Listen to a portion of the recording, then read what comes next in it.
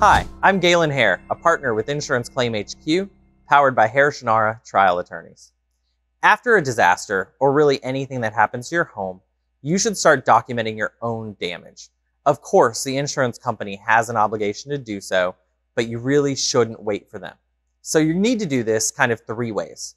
The first way is with your structure and your fences and your sheds. The way you're going to do that is you're going to start documenting things through photos. I want you to take photos of as much damage as you can, and I actually want you to get a journal, and I want you to start writing down changes to your house.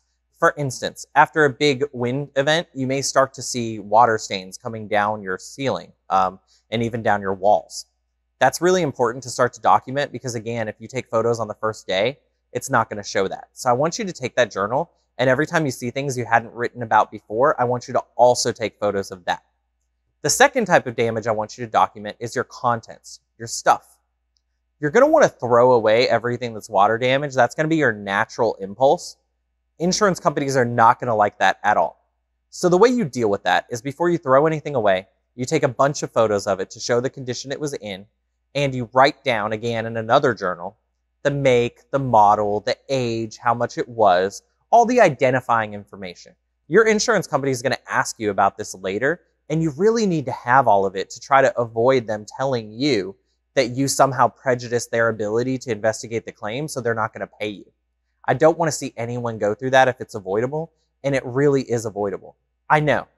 After a big storm, last thing you want to do is start to write down in a journal what you had and your soggy sweaters and your nasty mattress, but I want you to do that anyway because I understand that it's not palatable, it's not fun. In fact, it's really emotional, and I have a lot of clients that cry while they're doing this, but it's really important to make sure you get your stuff back. The final type of documentation of damage is something you already know, which is additional living expenses. You need to save your receipts. And again, you need to keep a journal. Why are you keeping a journal? Because you need to know that if you have to drive an extra 2.5 hours every day to go to work because of where you're staying, you need to know how long that is and how often you're doing that and what that looks like. And that's going to help you or someone like me helping you figure out exactly what you're entitled to for additional living expense. It's not just your hotel room.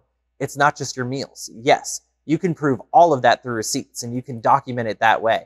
But it's also some of the additional time and mileage that you've lost as a result of the things you're doing. I even want you to document if you have to go to a laundromat when you normally have a washer and dryer in your house. Similarly, if you're buying different groceries or more groceries or less groceries, I want you to write that down.